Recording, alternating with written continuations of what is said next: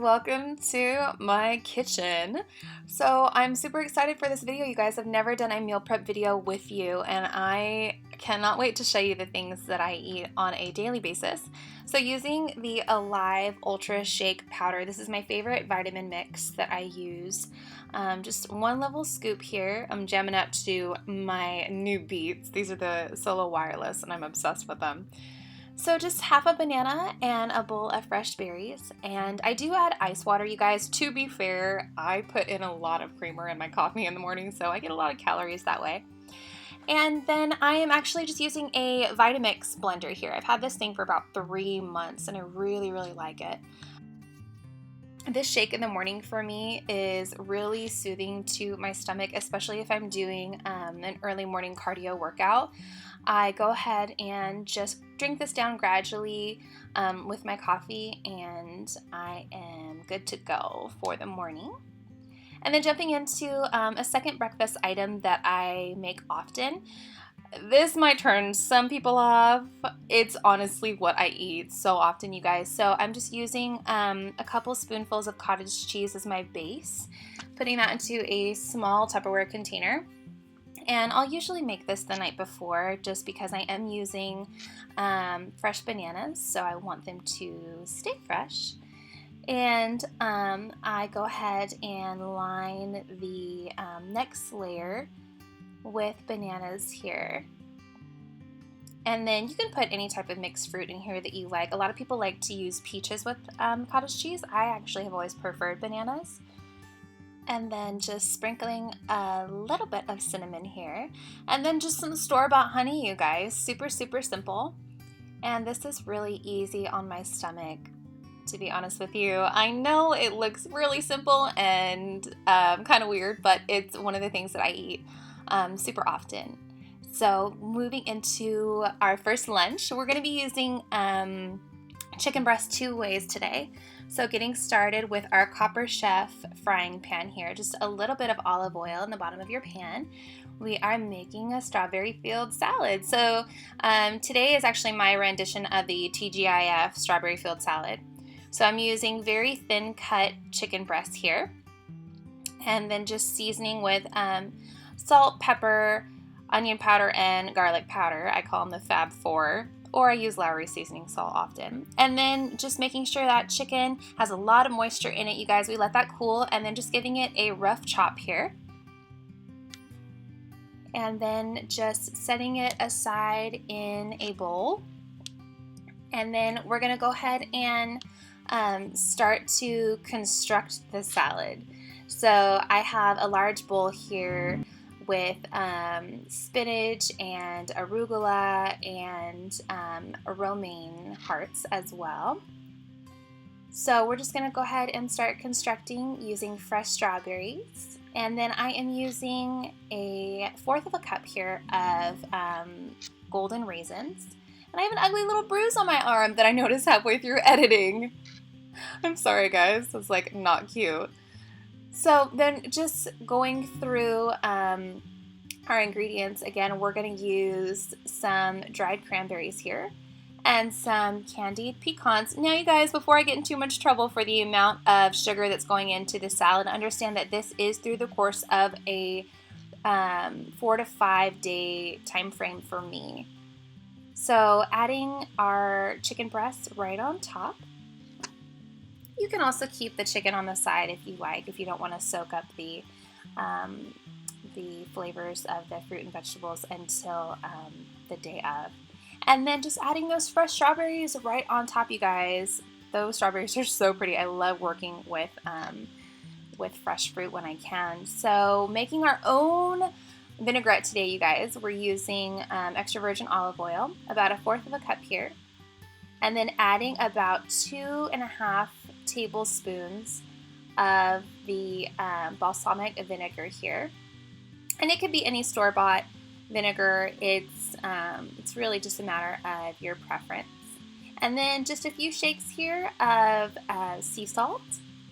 And then the juice from half of a lemon.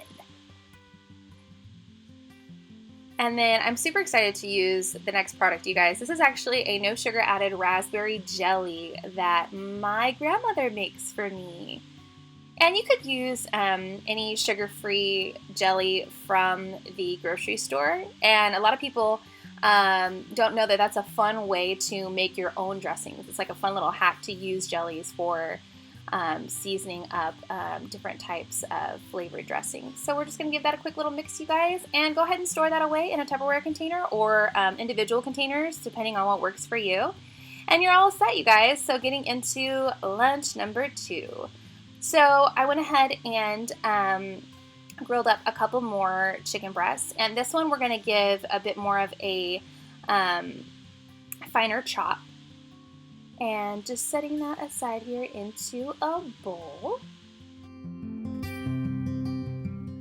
And then usually I would use a buttered lettuce, you guys, but I did have iceberg on hand today, so we're just going to use what we have. And I'm going to just chop up here some mini cucumbers. I often put cucumbers in any type of wrap, whether it is an Asian wrap or a barbecue wrap. They're super versatile for me. And so I go ahead and set those aside here, and then I am using cherry tomatoes, just having them, you guys, super simple. And then using one whole green onion. So these are my veggies that I am adding in. And then creating my own sauce, you guys. So the base is the gyoza dipping sauce from Trader Joe's. I add about 1/4 of a cup to the bowl. And then I add a little bit of natural peanut butter here, you guys. So I'm essentially making it into my own peanut sauce. I end up doctoring a lot of sauces. If any of my friends are watching this, they're like, here she goes with her sauces. Adding about a tablespoon of brown sugar as well, just mixing that up, you guys. And then I actually ended up eating these for dinner tonight. So I went ahead and constructed them for you guys the way that I usually would, and just drizzling that sauce over the top, and there you go, you are all set. So moving right into our first dinner, you guys, super stoked on this one. I am making barbecue tri-tip skewers. Just searing them initially in the copper chef, and then adding a little bit of butter to my back pan for some seared garlic asparagus. So I've always been a multitasker when it came to this type of stuff. And I went ahead and peeled a sweet potato. So we're gonna go ahead and just cut them into small cubes here. And over the course of a week, I would usually end up using 3 or 4 sweet potatoes. So just for the sake of the video, I'm just using 2 here, and we're gonna go ahead and put them in a small mixing bowl and add about a tablespoon of olive oil. Go ahead and toss those around. And then on a foiled cookie sheet, I went ahead and tossed them all on here, and then we're gonna roast them in the oven at about 375 degrees for about 30 minutes, you guys. And this is how they turn out.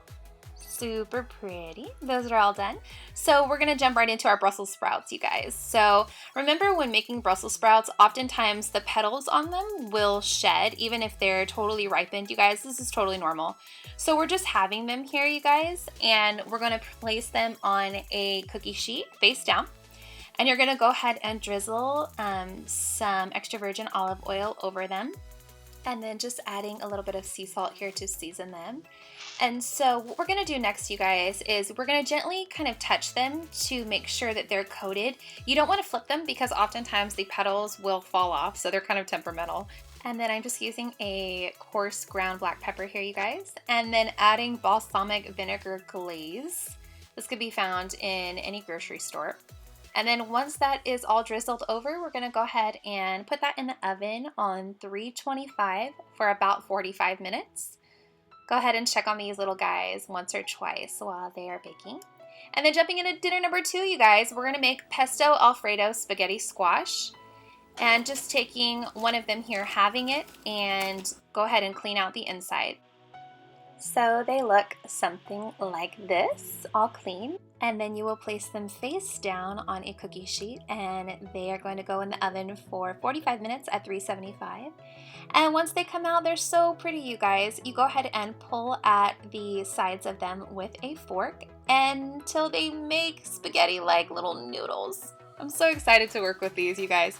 So we're jumping right into our sauce. Now, this is a high-fat sauce, you guys. I'm gonna catch some heat, I know. So we're gonna jump in using a half a package of cream cheese. And I had an 8-ounce package on hand, so that's just 4 ounces here. And then using 16 ounces of a heavy whipping cream. And then we are adding our seasonings here of Lowry's onion powder, garlic powder, and black pepper. And then we're adding in Parmesan cheese here as well. And then I will, of course, post the measurements of everything in the description box below, just so you guys can see. But for the sake of time, we're just gonna jump in here with the basil pesto sauce. Using a half a jar here, I believe I have a 6-ounce jar, so this was 3 ounces of pesto in the center of the pan. And we're just gonna whisk that in gently with a rubber whisk, as this is a metal pan. So I really recommend picking up some rubber whisks if you don't already have some, just to save your guys' pan's lifespan. And then we're just gonna let that simmer, you guys. And our sauce is all done.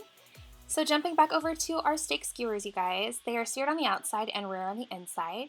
And we're gonna go ahead and finish them up in the oven. So we're gonna build our skewers right now using all 4 colors of bell pepper that I found at the grocery store. I love using multicolor veggies in my skewers when I can. So we are just giving them all a rough chop, and they're gonna be chopped into large pieces here. I use 1 large purple onion. And then we're just going to go ahead and set them to the side here. And I'm going to go ahead and attack this gorgeous pineapple here, you guys. And we're going to go ahead and roast all of that off together in the oven. And that's going to be at 350 for 40 minutes. And I did take out the core of the pineapple, you guys, I promise. I had a few friends ask. But just for the sake of time, we're just going to go ahead and speed this through here. How pretty are those, you guys? Skewers are fun to make. And then we're gonna go ahead and just roast those off, and then we're gonna jump into Caprese. So it would not be a proper meal prep with Cambria without making Caprese. This is my absolute favorite go-to snack, and I try and keep these ingredients on hand all the time. I'm just slicing up a large tomato here, you guys, and then I'm using the Galbani fresh mozzarella cheese. It comes in a round here, and it is moisturized cheese, so it is super, super flavorful. And then I am just slicing that here and just building it on a plate, you guys. Super, super simple. And then basically all I'm doing is fitting the tomato to the cheese, so you get a little bit in every bite. And then I am taking fresh basil here on the top with some salt and pepper, and then adding a balsamic vinegar glaze. And we did it, you guys. Those are my absolute favorite recipes to meal prep. I'm so excited to bring you guys more content. Thank you so much for watching, and I'll see you in my next video.